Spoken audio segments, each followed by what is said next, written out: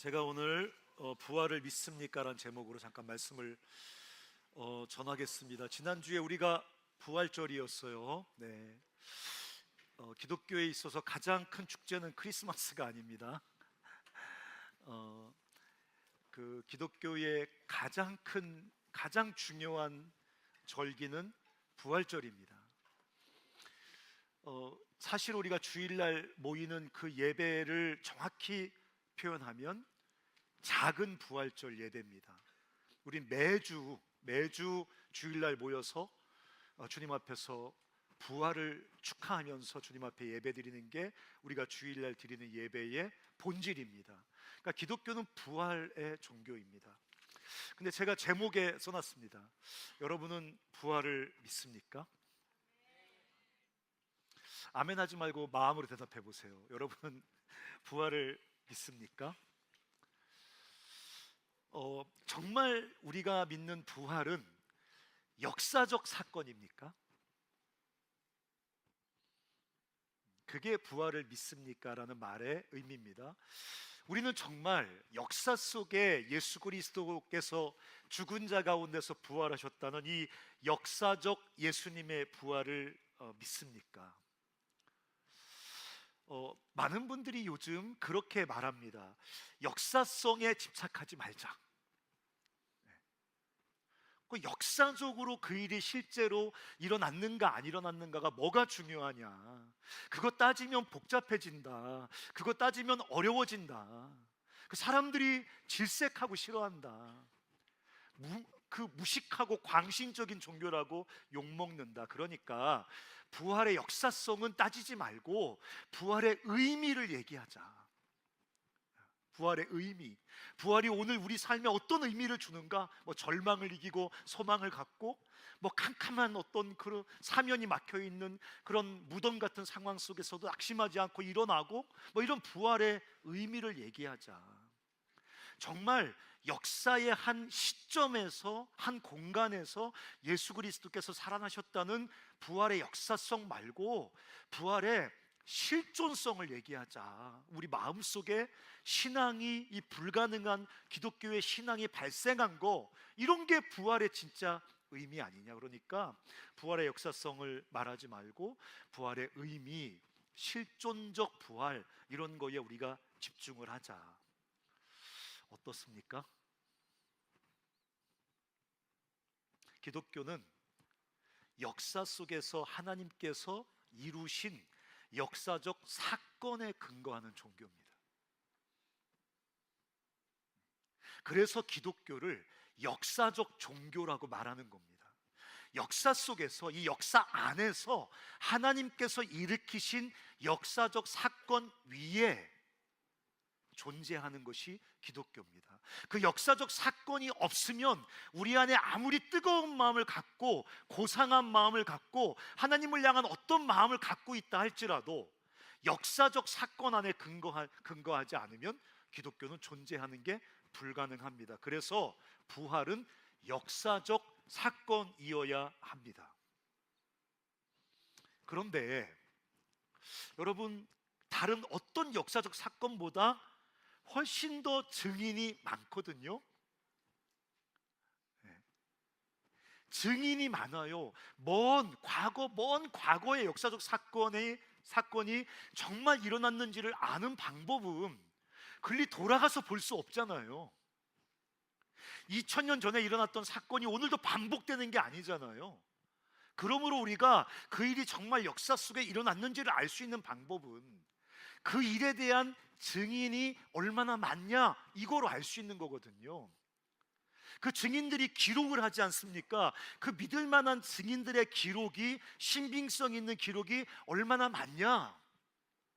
그리고 역사적 사건이니까, 과거에 일어난 사건이니까 그 사건이 정말 일어났을 거라고 추정할 수 있는 정황 증거들, 어쩔 수 없어요. 먼 과거의 사건이기 때문에 그 신뢰할 만한 정황 증거가 얼마나 많냐, 이런 걸 통해서 그 사건이 역사적으로 정말 일어난 사건인지를 알아봐야 된다는 거예요.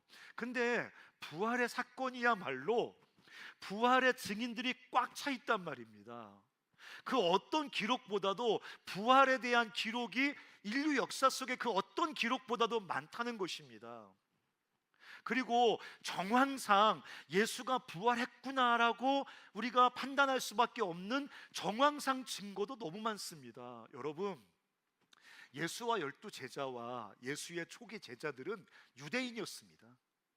유대교를 믿고 있는 사람들이었습니다. 그러면 그 당시 유대교를 믿고 있는 유대인들은 부활이라는 개념이 쉽게 받아들일 수 있는 개념이었을까요? 우리가 언뜻 생각하면 유대인들은 다 부활을 믿을 것 같지만 세상에서 가장 한 사람의 죽음에서의 부활을 믿기가 불가능한 종교 중에 하나가 유대교입니다. 유대교는 하나님 한 분이신 여호와 하나님께서 신실하게 믿는 자들을 역사의 끝에 부활시킨다고 믿었지, 역사의 한복판에 한 사람이 부활한다? 이건 유대교인들이 믿기가 불가능한 일이었습니다. 그리고 그 당시에 어떤 사건도 그렇게 수많은 사람들의 삶을 그렇게 광범위하게 변화시키는 것은 불가능합니다.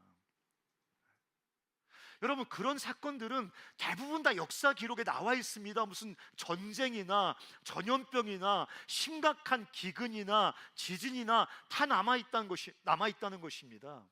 근데 교회의 발생이라는, 이 기독교의, 그리스도 교회의 발생이라는 엄청난 사건이 일어났는데 그 수많은 사람들의 삶이 폭발적으로 변화하고 그 변화된 사람들의 어떤 삶이 폭발적으로 확산되어져 갔는데 그걸 설명할 방법이 없는 겁니다.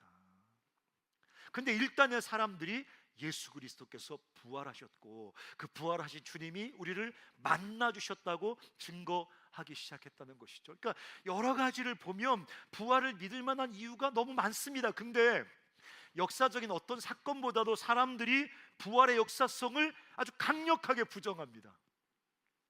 왜 그럴까요? 우리가 이순신 장군은 심각하게 생각해 보지도 않고 그분의 역사성을 너무 잘 믿습니다. 사실은 사실이 아닌 역사적 이야기들이 우리가 알고 있는 역사 스토리 중에 많거든요. 그런 거는 깊이 의심해 보지도 않고 아주 작은 이렇게 전달 과정을 통해서 어떤 작은 정보를 통해서 금방금방 받아들이는데 예수 그리스도의 부활에 대해서는 왜 그렇게 정색을 하고 부정을 하는 걸까요? 그것은 하나의 우리 안에 전제가 있는 겁니다. 프로미스라는 하나의 전제가 있어요. 여러분, 너 무슨 전제를 갖고 나와 얘기하는 것 같은데 그런 말 있지 않습니까? 제가 한번 얘기했잖아요. 안경을 쓰고 있는 겁니다. 어떤 전제를 가지고 있는 겁니다. 우리가 쉽게 말하면 어떤 세계관을 가지고 있는 겁니다. 그것을 통해서 부활을 보는 겁니다. 내가 그냥 부활을 객관적으로 본다고 생각을 합니다. 아무런 전제 없이 아무런 색안경 없이 나는 이 부활을 객관적으로 보고 있는 거야, 객관적으로 판단하고 있다고 생각을 합니다. 그건 대단한 착각입니다. 우리는 다 어떤 전제를 가지고 어떤 대상을 살핍니다. 어떤 종류의 전제를 가지고 있느냐의 문제지 우리는 모두 다 전제를 가지고 있습니다. 근데 이 세상이 왜 그렇게 부활의 역사성에 대해서 부정을 할까요? 우리 시대 대부분의 사람들이 가지고 있는 세계관, 전제는 자연주의 세계관이라는 것입니다. 듣기 좋죠? 자연주의. 퐁퐁 쓰지 말자. 양념 많이 쓰지 말고 그냥 생고기 먹자. 이런 자연주의를 말하는 게 아닙니다. 자연주의 세계관이라는 것은 자연에서 발생하는 모든 일은 자연 내에서 원인을 찾아야 된다는 하나의 세계관입니다. 바깥에서, 이 세계 바깥에서, 자연 바깥에서 어떤 초자연적인 존재가 이 자연 안에 개입한다? 이건 불가능하다는 하나의 전제입니다. 아주 많은 사람들은 이게 마치 진리라고 생각하지만 이건 진리가 아니라 하나의 세계관, 하나의 전제, 하나의 색안경입니다. 이 자연은 원인과 결과라는 폐쇄적인 시스템으로만 돌아가는 거야. 그러므로 이 자연 바깥에서, 이 우주 바깥에서 어떤 존재가 이 자연의 시스템에 개입하는 건 불가능해. 근데 죽은 자의 부활이라고? 이건 불가능한 거죠. 역사적 사건이 사실이냐 이거를 보려면 그런 자연주의 세계관에서 뭐를 볼 수 있냐면 지금도 그 사건은 발생하고 있냐를 묻습니다. 그러니까 부활을 부정합니다. 지금 누가 부활합니까? 성경에 나오니까 가서 손 얹고 기도하면 부활합니까? 절대 부활하지 않습니다. 씨앗에게만 맞습니다. 그러니까 지금 유사한 사건이 발생하지 않거든요. 지금 역사 속에 유사한 사건들이 일어나지 않거든요. 그러니까 그것은 불가능한 거야. 이것은 객관적으로 세상을 보는 관점이 아니라 세상을 보는 하나의 전제입니다. 자연주의 폐쇄적인 세계관입니다. 근데 여러분 아십니까? 인류 역사에는 또 하나의 아주 중요한 전제가 있습니다. 인류 역사 속에 이 폐쇄적인 자연주의 세계관 말고 더 많은 사람들이 가지고 있는 또 하나의 세계관, 전제가 있습니다. 안경이 있습니다. 그건 뭐냐면 우리로 표현하면 하나님이 살아계셔서 매번 반복되지 않지만 유일회한, 유일하고 단 한 번의 사건을 역사 속에 일으킬 수 있다는 그런 세계관입니다. 그런 전제입니다. 그게 바로 창조죠. 그게 바로 종말이죠. 그게 바로 부활인 겁니다. 역사의 중요한 의미를 가진 어떤 사건들을 창조주 하나님이 역사 속에, 자연 속에 들어오셔서 그런 놀랍고 의미 있는 사건들을 일으킬 수 있다라고 보는 전제, 세계관, 세상을 보는 안경이 있다는 것입니다. 목사님 있겠죠. 70억 인구 중에 한 70명 믿겠죠. 아니 여기 모여있는 약간 또라이같이 생긴 애들 한 300명 믿겠죠. 그렇지 않습니다. 70억 명 중에 약간의 종류의 차이는 있지만 48억 명이 그 전제를 가지고 세상을 보고 있습니다. 창조주가 계시고 창조주가 이 자연 질서를 만들어 놓으시고 자연 법칙을 존중하시지만 역사의 중요한 시작과 구원과 완성을 위해서 역사 속에서 유일회한 사건을 일으킬 수 있다는 그런 또 하나의 중요한 전제가 있는 것입니다. 우리는 객관성에 대한 신화가 있습니다. 어떤 확실한 증거가 있어서 모든 사람들을 당연히 강제적으로 믿을 수밖에 없게 만드는 어떤 완전한 객관성이 존재한다는 거예요. 근데 그거는 우리가 신화를 믿고 있는 것입니다. 그런 완전한 객관성이라는 건 존재하지 않습니다. 인간은 항상, 잘 들으세요, 주체적으로 어떤 전제를 가지고 내 삶과 세상과 역사를 볼 것인가를 선택해야 됩니다. 나로 이 전제를 선택할 수밖에 없게끔 만드는 그런 100% 근거라는 건 존재하지 않습니다. 항상 우리는 어떤 안경으로, 어떤 관점으로, 어떤 전제를 가지고 역사와 세상을 볼 것인가를 항상 불충분한 근거 속에서 모험하듯 선택해야 됩니다. 간사님 정말 그래요? 여러분, 지구는 동그랗습니까? 판판합니까? 집에 가 찾아봐야 됩니까? 지구는 동그랗죠, 그렇죠? 근데 지구 평평론자들이 있습니다. 뭐죠? 영어로 말하지 않겠습니다. 여러분 웃죠? 웃어요. 여러분 웃지만 지구가 평평하다고 믿는 사람들이 있습니다. 미국의 2019년 조사 결과 많게는 10%, 적게는 7%가 믿습니다. 어떤 증거를 들이대도 그들의 전제로 다 해석이 가능합니다. 브라질은 15%까지 믿는답니다. 심지어 영국도 많을 땐 7%, 적게는 4%까지 지구 평평론을 믿고 살아갑니다. 어떤 전제가 있기 때문에 그 전제를 가지고 모든 증거와 근거를 해석해서 그 결론을 내는 겁니다. 여러분 우리나라도 지금 좌우로 나눠져. 여기도 좌 손 들어 좌. 자, 우 손 들어 보세요. 우. 네. 세이브 코리아 손 들어 보세요. 네. 탄핵 집회 나가는 분들 손 들어 보시기 바랍니다. 우리도 좌우로 나뉘어져서요. 어떤 정보가 나와도 똑같은 정보를 뉴스에서 보고 있어도 내 전제가 있습니다. 결론은 뭡니까? 민주당 빨갱이라고 결론이 나게 돼 있습니다. 이쪽에 계신 분들은 어떤 뉴스가 나와도 그 전제를 가지고 보기 때문에 어느 당이죠? 새누리당? 국힘당. 국힘당 쓰레기라는 결론이 무조건 나오게 되어 있거든요, 이게. 그러니까 그러므로 올바른 질문은 부활은 역사적 사건인가가 아니에요. 진짜 우리가 던져야 될 질문은 정말 부활은 역사적 사건인가가 아니라 부활 사건을 우리는 어떤 전제로 보고 있는가라는 질문을 던져야 되는 것입니다.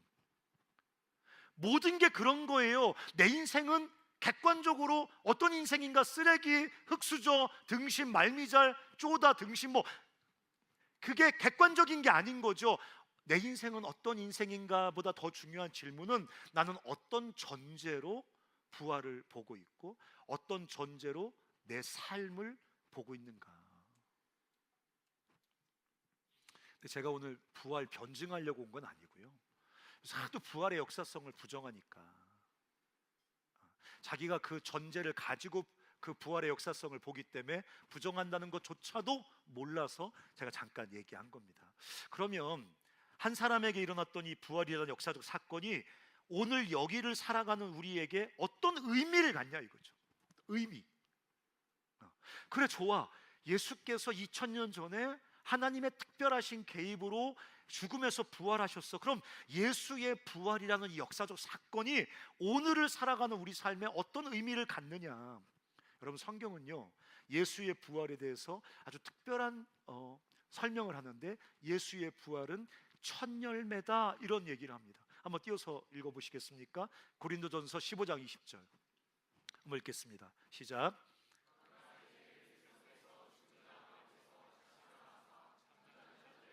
네, 첫 열매라는 거예요. 예수의 부활이 첫 열매라는 것입니다.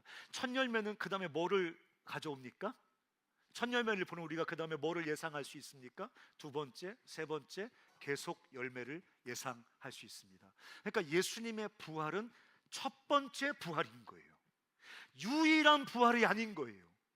첫 번째 부활인 것입니다. 그럼 뭐를 우리에게 말해주는 것입니까? 우리가 무슨 의미가 있습니까? 예수의 부활은 예수를 믿는 우리 삶 역시 온전하게 부활하게 된다는 것을 우리에게 말해주고 있는 것입니다. 예수가 죽음에서 부활하신 것처럼 우리도 주님이 다시 오시는 그때 우리도 죽음에서 부활하게 된다는 거예요. 근데 그냥 다시 한번 사는 게 아니에요. 리빙 어게인이 아닌 거죠. 우리가 예수님과 함께, 예수님이 부활하실 때 예수님의 부활하신 몸은 이 땅에 육체로 사실 때 33년 사실 때 그 몸과 좀 달랐죠. 부활하신 예수님의 몸은 시공간의 장애를 받지 않는 거룩하고 완전하고 영광스러운 몸으로 부활했습니다.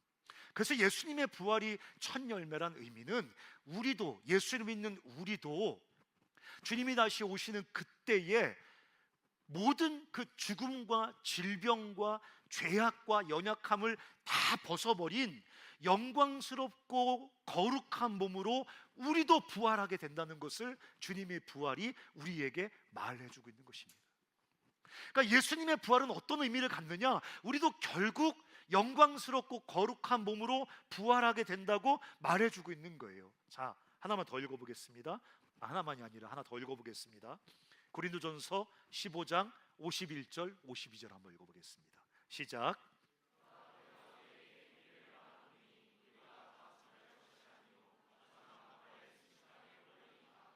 뭐라고 써 있습니까? 다 변화된다고 써 있어요. 다시 살아난다고 하지 않고 홀연히 변화된다고 말했습니다. 무슨 말이냐면 우리가 이 몸으로 부활하는 게 아닌 거예요. 내가 부활하는 건 맞는데 예수님이 가지고 계신 그 영광스럽고 거룩한 몸, 그 다음 절도 한번 읽어보실까요? 52절. 자, 시작.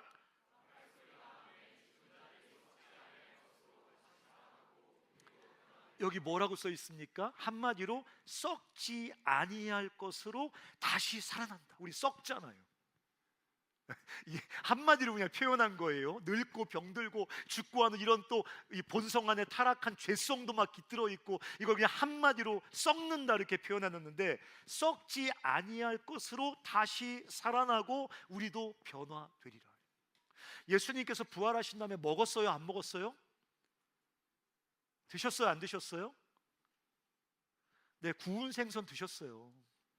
주님도 생선 구워 먹는 거 좋아하십니다. 그래서 구운 생선 드셨거든요, 호숫가에서. 그러니까 부활한 몸도 연속성이 있어요. 드시잖아요, 맛있는 거. 만져보잖아요. 제자들이 만져보라고 해주시잖아요. 난 손과 옆구리가 있다고 말씀하시니까 연속성이 있어요. 이 몸으로 부활하는 거 맞아요. 근데 똑같지 않아요. 불연속성도 있어요. 그건 뭐냐면 여기 썩지 아니할 것으로 온전히 변화된다는 거. 죄와 죽음과 병듦과 고통과 약함을 다 벗어버린 영광스럽고 거룩한 몸으로 부활하게 된다는 것입니다. 53절도 한번 읽어볼까요? 자, 시작.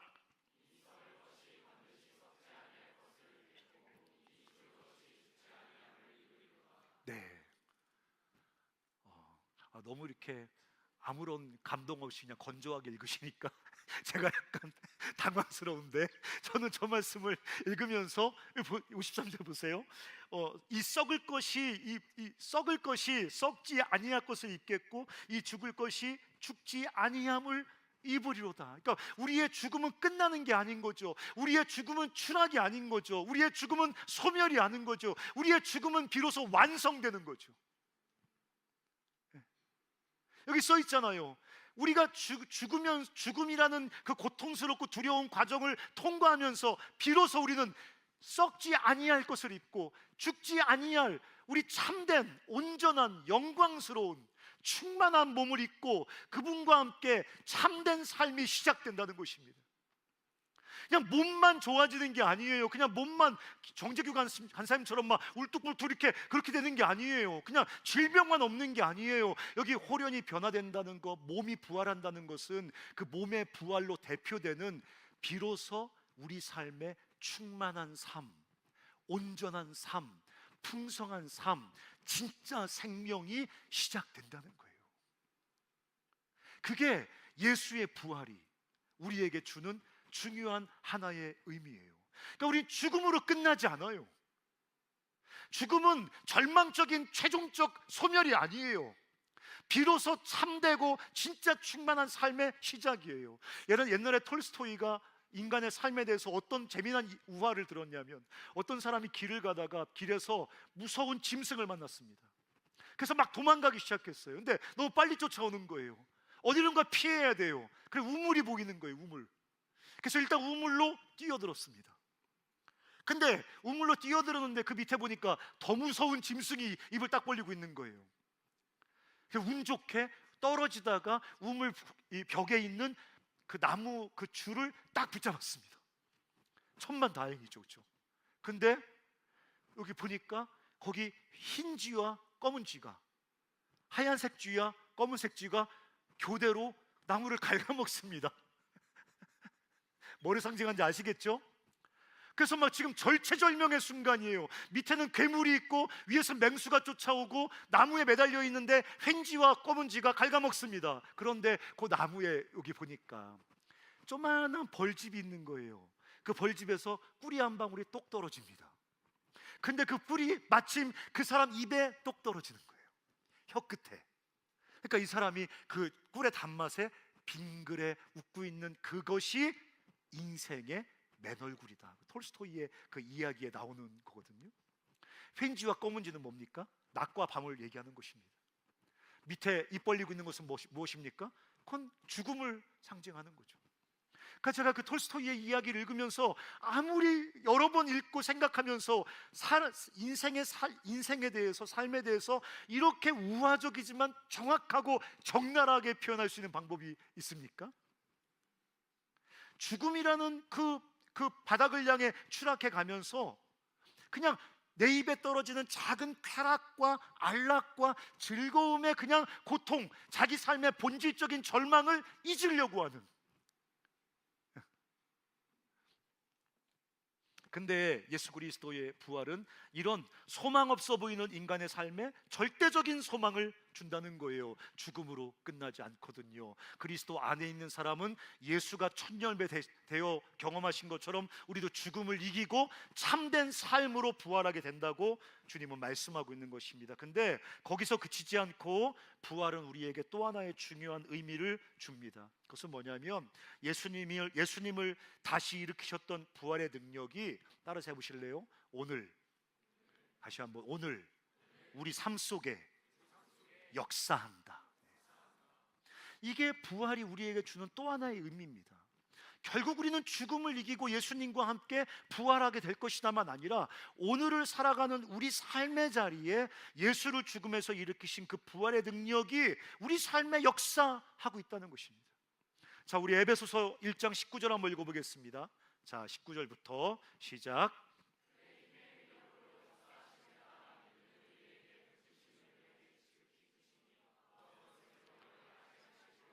네, 중간고사 기간이라 교과서 읽듯이 읽는군요.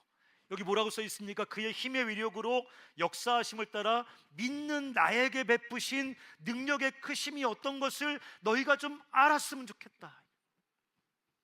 믿는 나에게 베푸신 하나님의 능력이 어떤 것인지 너희가 좀 알았으면 좋겠다. 그러면서 그 다음 구절에 나에게 베푸신 능력이 어떤 건지 설명합니다. 한번 읽어볼까요? 20절. 나에게 베푸신 능력이 뭡니까? 시작.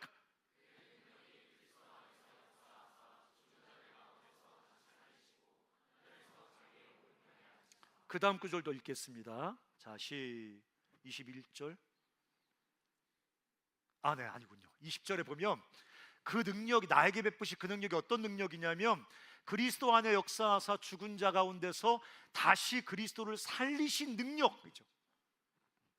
예수를 죽은 자 가운데서 다시 살리신 능력이 오늘 우리 삶 속에, 하나님께서 우리 삶 속에 그 능력으로 역사하고 있다는 얘기를 지금 하고 있는 겁니다. 19절에 너희에게 베푸신 하나님 능력을 알았으면 좋겠다. 그 능력이 뭡니까? 20절에 예수를 죽은 자 가운데서 부활케 하신 그 부활의 능력이 오늘 우리 삶 속에 역사하고 있다는 얘기를 하고 있는 겁니다. 그냥 주님이 우리 삶 속에 계시면서 조금 도와주는 게 아니라 예수를 죽음에서 일으키셨던 그 부활의 능력이 오늘 내 삶 속에 역사하고 있다.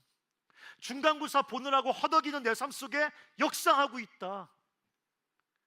감당할 수 없는 고난과 낙심하지 않고 씨름하고 있는 우리에게 그 부활케 하신, 예수를 부활케 하신 하나님의 능력이 우리 삶 속에 역사하고 있다는 거예요.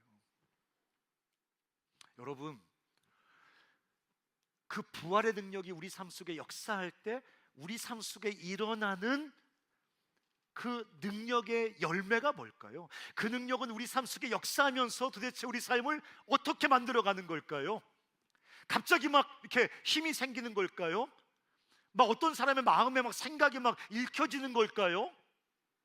막 귀신 들린 사람들처럼, 막 무당들처럼 그렇게 막 신비한 어떤 통찰력이 생겨서 막 미래를 맞추는 걸까요? 전혀 그렇지 않습니다.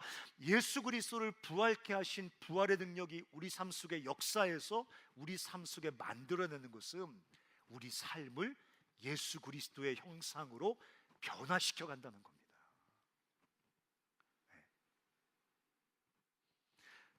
우리 다시 한번 읽어보겠습니다. 베드로후서 1장 4절 한번 읽어보겠습니다. 베드로후서 1장 4절 한번 읽겠습니다. 시작.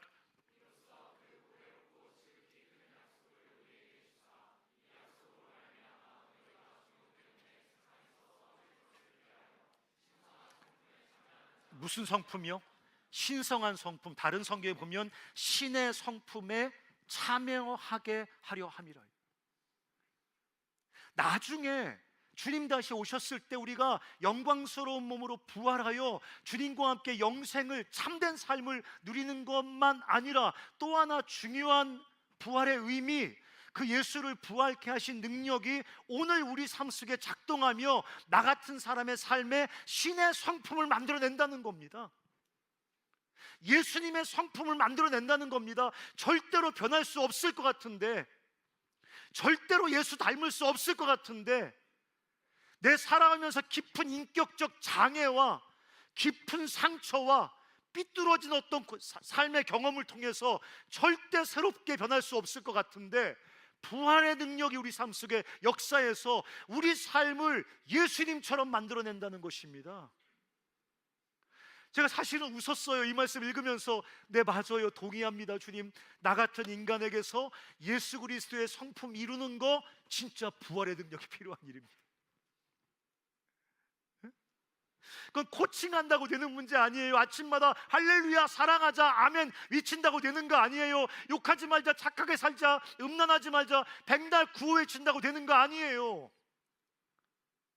타락한 본성을 가지고 스스로 지옥에 뛰어들 만큼 자기 숭배, 자기 그 탐욕과 탐심에 깊이 빠져들어서 나 말고 다른 모든 것들을 도구와 상대화시키면서 심지어 하나님까지도 나를 위한 어떤 도구로 상대화시켜버리면서 자기 안에 오므라져서 지옥을 살 수밖에 없는 그런 우리의 삶 속에 찾아오셔서 부활의 능력으로 나중에 죽은 다음에 우리를 죽음에서 건져 올리는 부활의 능력만 아니라 오늘 이 채플 드리고 일상을 살아가고 중간고사하고 학생 생활을 하고 가정에서 생활하는 내 삶의 자리에서 주님이 부활의 능력으로 내 인격 속에 하나님의 성품을 이루어 가신다고 지금 말하는 거예요.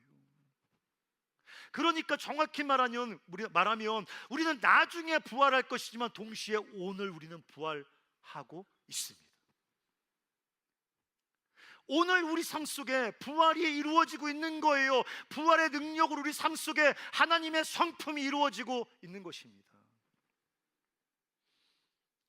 결국 날마다 우리의 그 타락한 성품을 깨고 그 부활의 능력으로 예수님을 닮아가게 하시는 그 하나님의 그 부활의 능력이 결국 우리 몸까지도 죽음에서 건져 올려서 영광스럽고 거룩한 몸으로 우리 몸까지도 완성해 내신다고 성경은 말하고 있는 것입니다.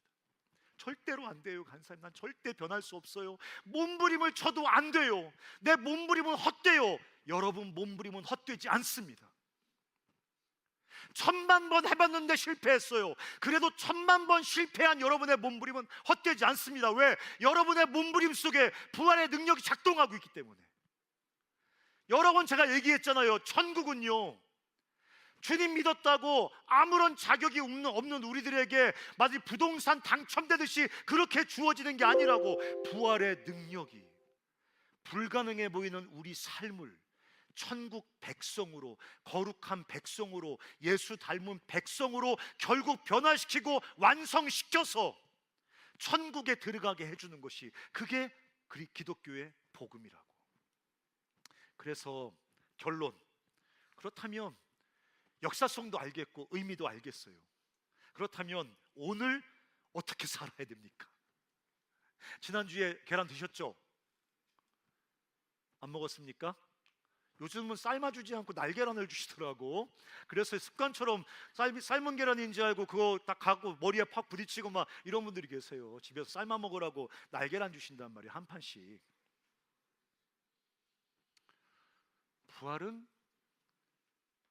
부활을 믿는 우리는 오늘 어떻게 살아야 되는 거죠? 제가 결론처럼 말씀드리겠습니다. 우리는 부활의 소망을 가지고 살아요. 그래, 죽음으로 끝나지 않아. 톨스토이의 그런 그림이 아니야. 결국 영광스러운 그 삶으로 우리 삶을 완성해 낼 거야. 그렇다고 그날만 기다리는 것도 아니야. 오늘 부활의 능력이 내 삶 속에 역사하고 있어. 그래서 반복적으로 실패하지만 내 삶은 헛되지 않을 거야. 부활의 능력이 이 몸부림을 통해서 예수의 형상까지 나를 만들어 가실 거야. 우리는 이 확신과 소망을 가지고 삽니다. 그렇지만 그래서 더 처절하고 더 치열합니다. 부활의 소망을 가지고 있기 때문에 우리 삶은 더 처절하고 더 치열합니다. 부활의 능력이 우리 삶에 작동하여 삶의 변화가 일어나고 결국 영광스러운 몸의 부활을 소망하지만, 그럼에도 불구하고 오늘 우리의 삶은 죽음과 고통, 결핍과 상처, 죄와 실패를 여전히 직면하거든요.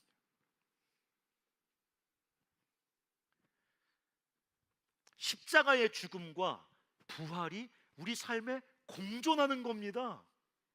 차라리 부활의 소망이 없으면, 부활의 확신이 없으면, 부활의 능력이 내 삶 속에 작동하는 걸 알지 못하면 그냥 자포자기하고 살면 됩니다. 그냥 모든 희망을 버리고 그냥 순간순간의 쾌락을 쫓아서 두려움에 추동되어서 그냥 다른 사람보다 그냥 특별히 못나지 않은 삶 정도를 꿈꾸면서 그냥 살면 됩니다. 하지만 부활의 소망과 확신을 갖기 시작하면 십자가의 고통은 더 지독한 고통으로 우리에게 와 닿습니다. 죽음과 고통은 부활의 소망을 가지고 있기 때문에 더 고통스럽게 우리에게 경험됩니다. 우리가 의의 소망, 예수의 형상으로 완성되는 소망과 확신을 갖고 있기 때문에 우리가 날마다 경험하는 죄와 불의한 실패는 더 고통스럽게 우리에게 실패감으로 경험됩니다. 그러므로 부활 소망은 기분 좋게 빠져드는 낮잠 같은 게 아닙니다. 부활 소망을 갖는다는 것은 소파에 누워서 재미난 드라마 보다가 스르륵 잠드는 그런 기분 좋은 낮잠 같은 게 아닙니다. 날마다 처절한 실존을 살아내면서,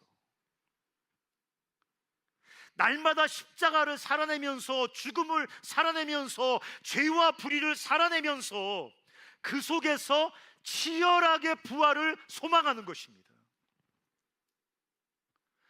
부활은 그냥 잠자듯 소망에 빠지는 게 아닙니다.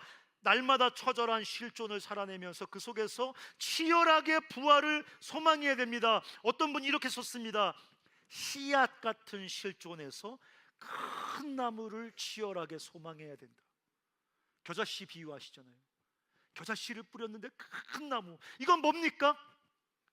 단순히 네가 지금 겨자씨 같지만 나중에 큰 나무로 부활의 능력이 너를 완성시킨다는 얘기일 뿐만 아니라, 겨자씨 같은 삶의 실존의 자리에서 큰 나무의 소망을 치열하게 붙잡아야 된다는 거예요. 기독교인들이 아무것도 안 하면 그냥 늘어져 잡니다. 그냥 소망이 무슨 떠오르는 밥 생각이라고 생각합니다.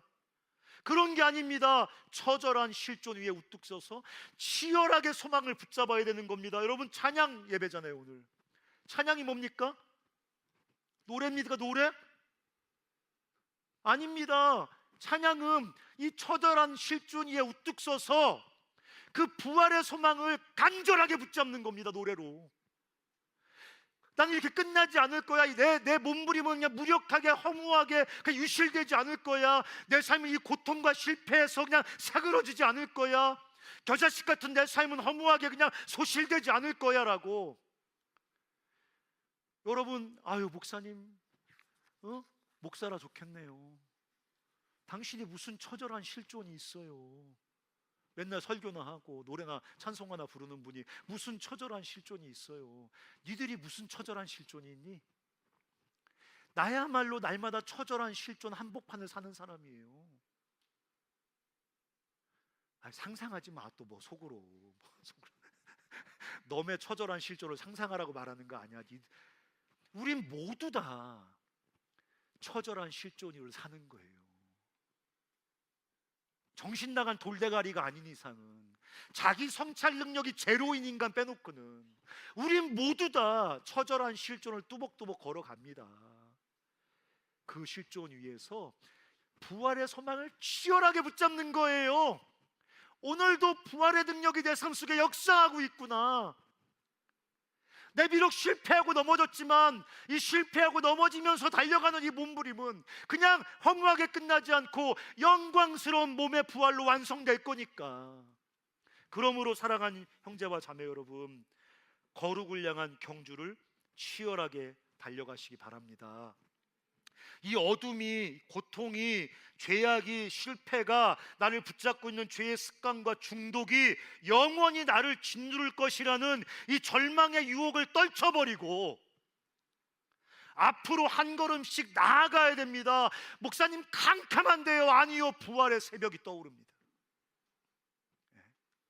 너무 칠흑 같아요. 아무것도 보이지 않습니다. 막 달려가는데 여전히 캄캄한 밤입니다. 아니요, 돋는 해처럼 부활의 여명이, 부활의 새벽이 떠오릅니다.